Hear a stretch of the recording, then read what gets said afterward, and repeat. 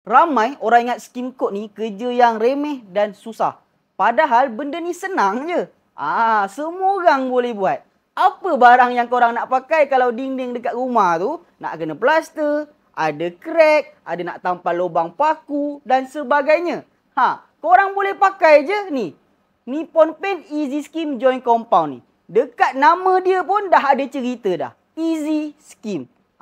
Senang skim. Jadinya benda ni paling mudah nak pakai untuk korang cantikkan dinding korang yang ada masalah tadi tu.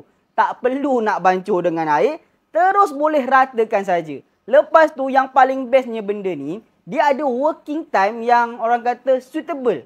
Sangat sesuai untuk korang nak ratakan dia, nak bagi finishing yang smooth. Lepas tu bila dia dah kering, dia tak ada powdering, dia tak ada mudah nak crack, nak pecah, nak retak.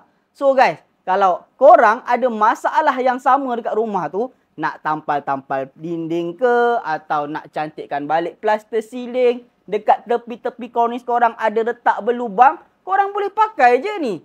Easy Skim Joint Compound ni.